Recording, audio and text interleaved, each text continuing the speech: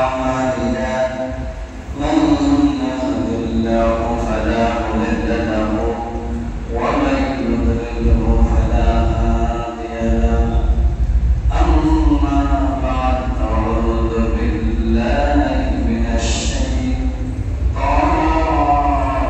الرجيم بسم الله الرحمن الرحيم طه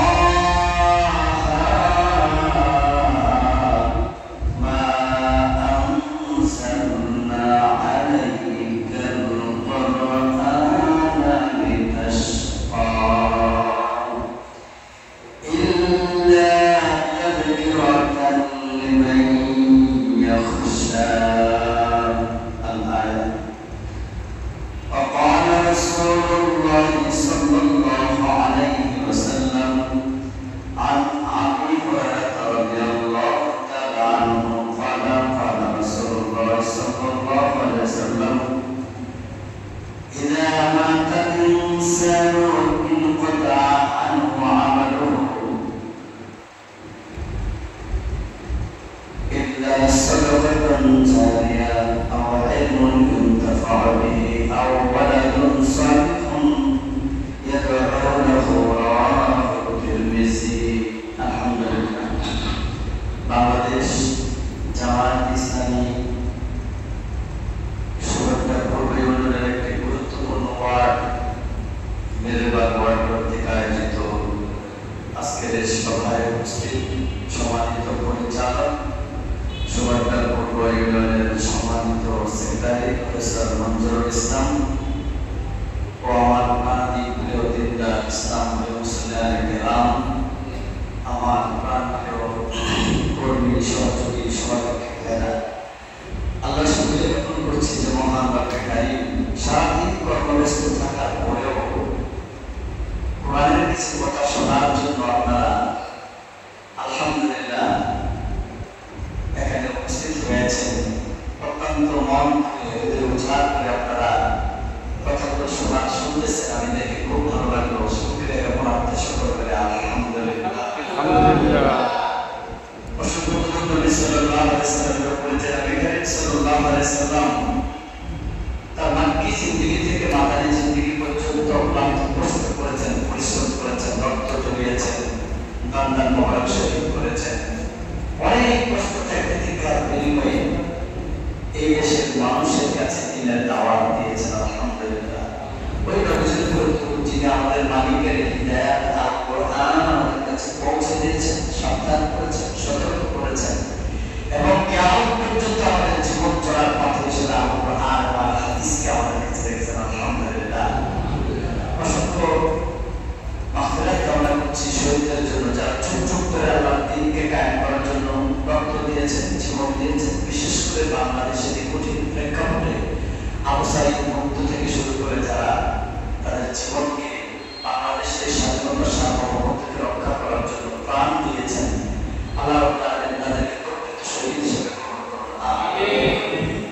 প্রিয় ভাইরা, দীর্ঘ সময় কথা বলা যাবে না, রাত্র অনেক হয়ে গেছে।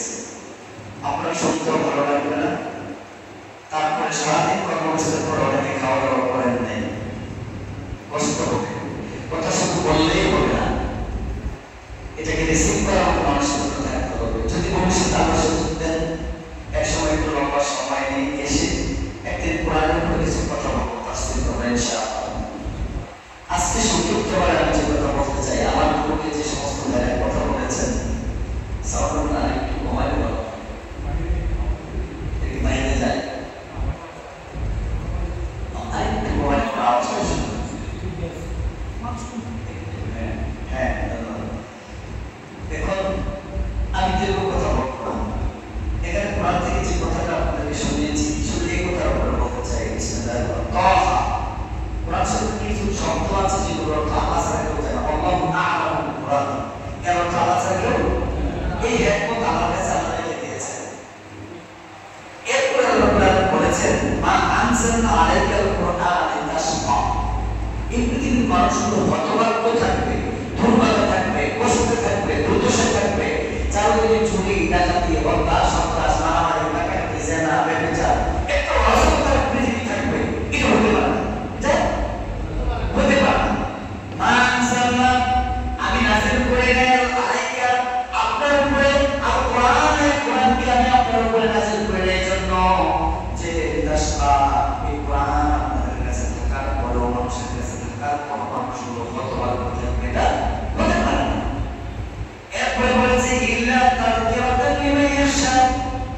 ইল্লা তাযকিরাতান লিমান ইয়াশা, আমি তোমাদের কাছে একটা স্মারক দিয়েছি, একটা তোমাদের কাছে একটা পত্র দিয়েছি, একটা কিতাব তোমাদের কাছে দিয়েছি, লিমান ইয়াশা, ওই ব্যক্তিদের জন্য যারা আল্লাহকে ভয় করে।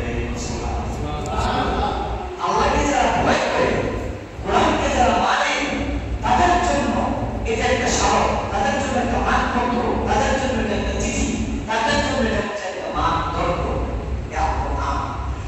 আল কোরআন পৃথিবীর মানুষের কাছে থাকবে, আর এই পৃথিবীর মানুষগুলো একটা হতাশার মধ্যে থাকবে, একটা অরাজকতার মধ্যে থাকবে। হতে পারে আজকে এই পৃথিবীতে আমরা যদি লক্ষ্য করি, আল্লাহ রাসূল সাল্লাল্লাহু আলাইহি ওয়াসাল্লাম যে যুগের পৃথিবীতে এসেছেন, ওই সমাজের পরিণতি ছিল অত্যন্ত ভয়াবহ।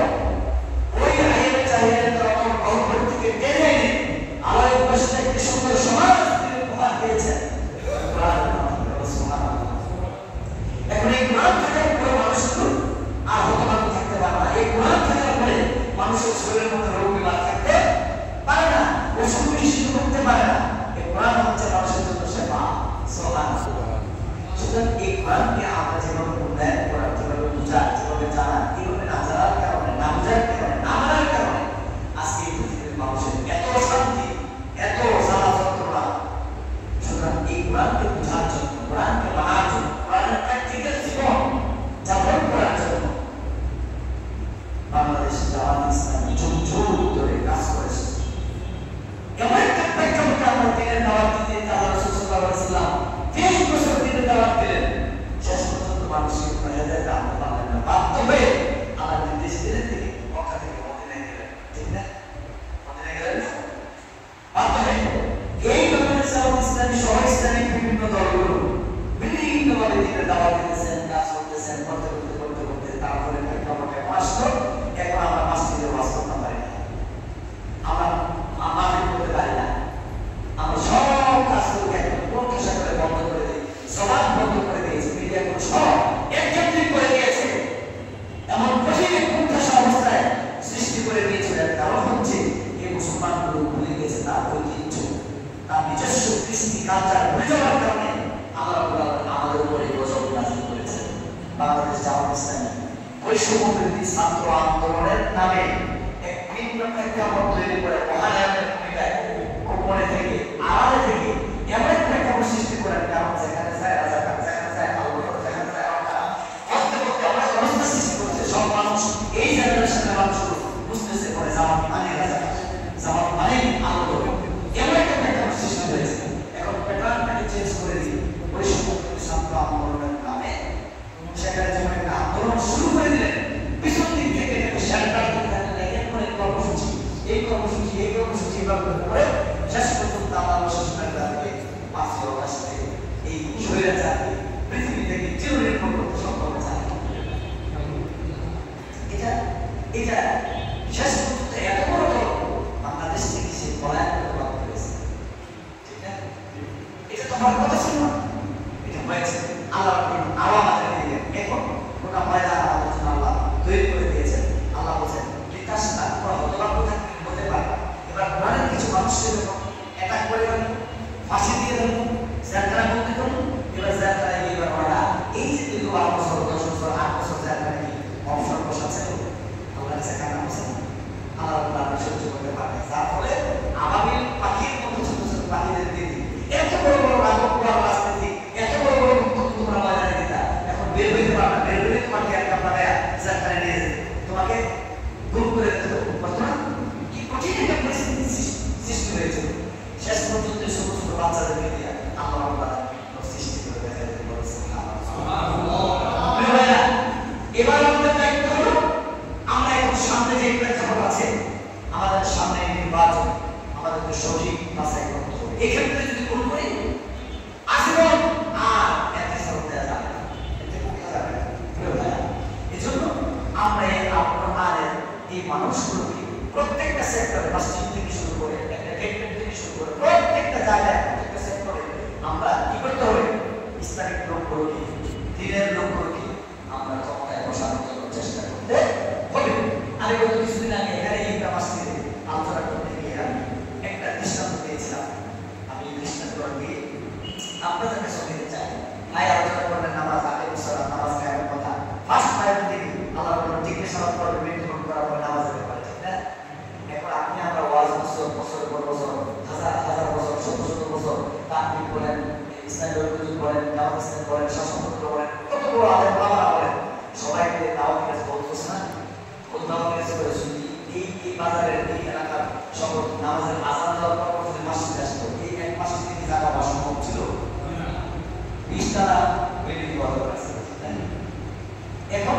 এই মসজিদের অবস্থাটা কি হয়েছে? এখানে লোকজন নাই, খুব কম, ঠিক না?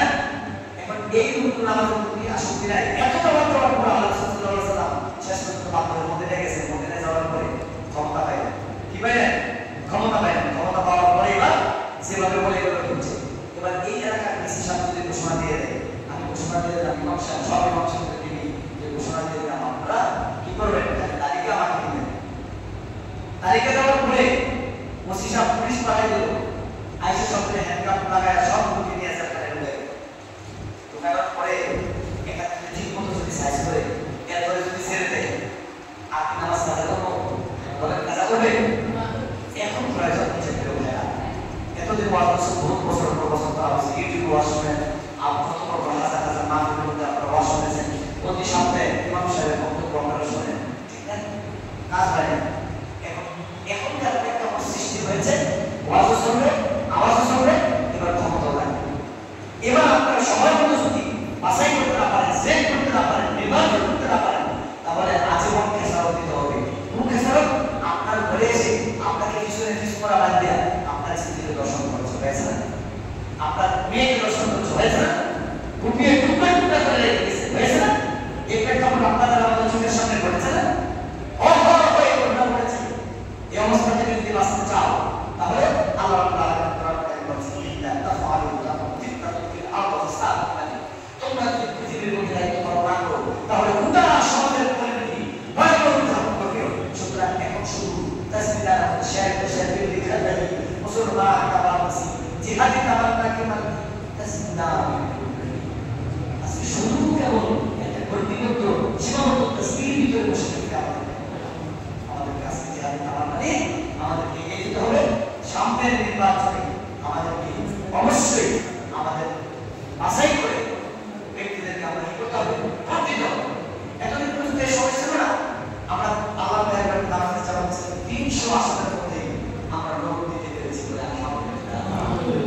এই লোক না পেতাম, তাহলে বিকল্প বাছাই করতাম, দুর্নামের পরিস্থিতি ভালো আসতে থাকে। ব্যাংকের সাথে আমরা লেনদেন করি, ব্যাংকের সাথে ব্যাংক, এখন আগে কোনো ব্যাংক ছিল ইসলামী ব্যাংক, এখন ইসলামী ব্যাংক হয়েছে, এখন আমরা ইসলামী ব্যাংকের সাথে লেনদেন করি, তাই না? যদি সেই লোকগুলো না থাকতো, তাহলে আমরা বিকল্প চিন্তা করতাম। যেহেতু ইসলামিক লোক আলহামদুলিল্লাহ সারা বাংলাদেশে 300 আসনে আমরা ব্যক্তি বাছাই করতে পেরেছি, আলহামদুলিল্লাহ।